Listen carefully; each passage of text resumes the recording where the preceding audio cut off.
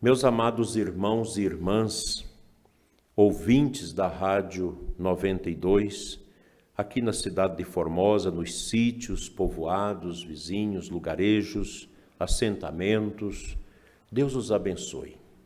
E também todos vocês, nossos amigos e irmãos de tantos lugares do Brasil, que todos os dias estão aqui, neste altar, mesmo distante, mas com o coração aqui, celebrando os mistérios de Deus. Quando a igreja propõe para nós a celebração da festa de um apóstolo, nós voltamos o nosso sentimento para o fundamento inabalável da igreja, que é a fé apostólica. Nós recebemos dos apóstolos os ensinamentos que eles colheram do coração de nosso Senhor Jesus Cristo, que quis estabelecer a sua igreja através dos apóstolos. E eles, de forma destemida, todos morreram mártires, levaram o anúncio do Evangelho a tantos corações. Se hoje nós estamos aqui, nesta missa, e vocês rezando conosco pelas mídias e pela rádio, é porque os apóstolos derramaram seu sangue pela fé. Vivemos esse tempo complicado, esse tempo empesteado por esse vírus chinês que tem causado tantos infortúnios mundo afora, inclusive para a igreja. A nossa cidade, as igrejas estão fechadas. Não as portas da igreja, que nós não vamos fechar as igrejas vão ficar abertas para quem quiser entrar nas igrejas e rezar. Se quiserem vir fechar as igrejas, que fechem. Mas as igrejas vão ficar abertas para o povo fazer adoração, é o mínimo que nós podemos. Mas não podemos celebrar a missa. Hoje a gente queria estar na catedral celebrando a missa com o povo, respeitando todos os mecanismos de orientação, de higiene, de espaçamento, mas não podemos, porque falta a fé. As pessoas não estão entendendo que essa pandemia, ela precisa ser enfrentada também na fé. Não é só com remédio, não é só com orientação médica, não.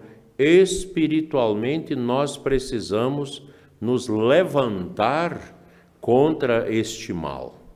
Foi assim que a igreja fez ao longo dos séculos, sempre respeitada.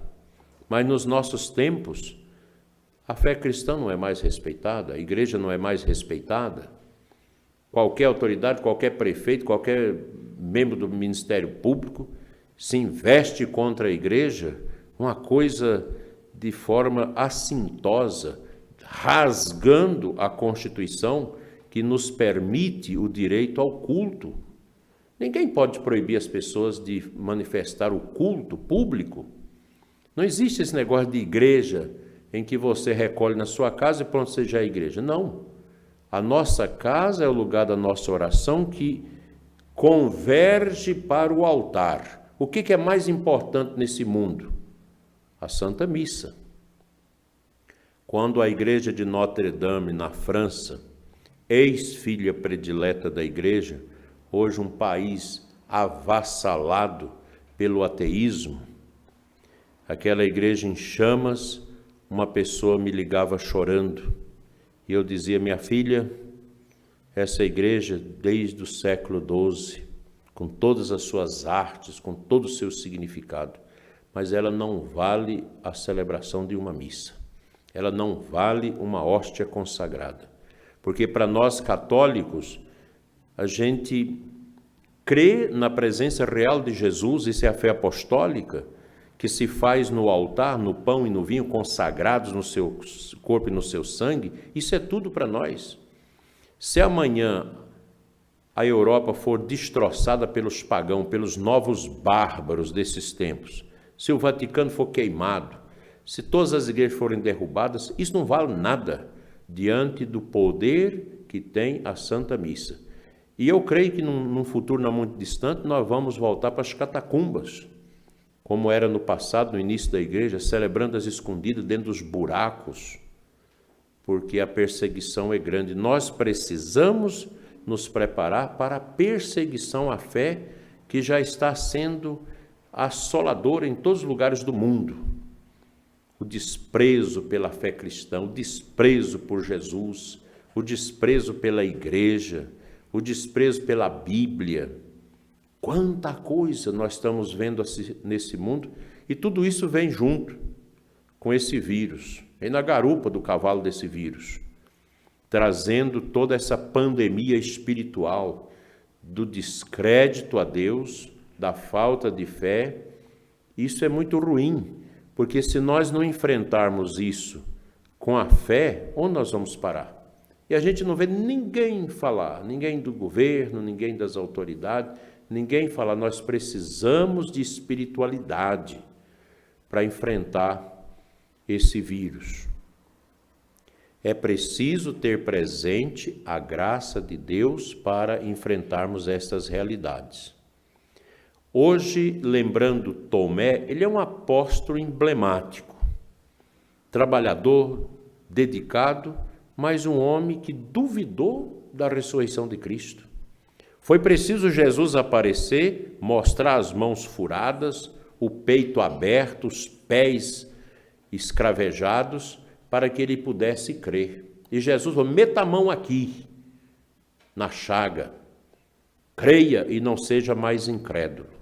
Essa palavra de Jesus hoje ela é para o mundo da ciência, que acha que a ciência é um Deus. E nós sabemos que não é. A ciência, ela tem grandes limitações. Nós não podemos nunca ver a ciência como uma deusa. A ciência é serva, e ela deve ser serva das leis da natureza, impressas nessa natureza pelo mesmo Deus. Não tem como fazer a terra girar para trás, nem o sol. Não tem como você jogar algo para cima que ele não caia. As leis que estão entranhadas, quântica e fisicamente, no mundo da criação, são leis que Deus estabeleceu. Não tem como a ciência fazer mudar isso. A ciência ela deve ser serva, humilde da humanidade, e não uma ditadora que quer dominar tudo no lugar de Deus. Os cientistas cristãos, que são raros, são carregados de simplicidade, de humildade. Quanta humildade no homem cientista que crê.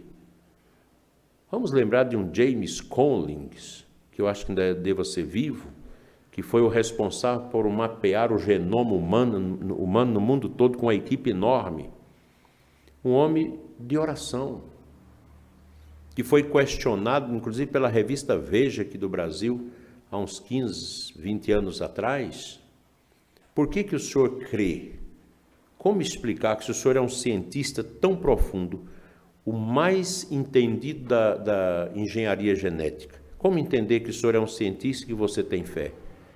E ele disse muito claro, mas não tem contradição entre a fé e a ciência. Fé e ciência é como as asas do mesmo pássaro. Nós precisamos da ciência, mas precisamos também da fé. E nós não podemos ideologizar a ciência, politizar a ciência. O vírus aqui no Brasil, ele chegou como um vírus político. É impressionante, é um vírus político. Tudo em torno desta virose, dessa gripe maldita, está a política. As desonestidades, as corrupções enormes e todo tipo de incongruências que não pensam no povo. O povo é o último a ser pensado, mas são os interesses, são as ideologias, são as malandragens políticas e tudo isso. Então, nesta missa, peçamos a intercessão de São Tomé para que nós sejamos livres da peste e da fome e que o Brasil possa sair logo desta situação tão horrível que tem criado tanto sofrimento no coração de muitas pessoas. Que Deus abençoe os médicos, os enfermeiros que estão cuidando dos muitos doentes, abençoe também os que estão em casa, em quarentena, saindo desta doença, e livra especialmente os nossos idosos e doentes desta pandemia e da morte. Que a Virgem Maria interceda com São Tomé por todos nós. Amém.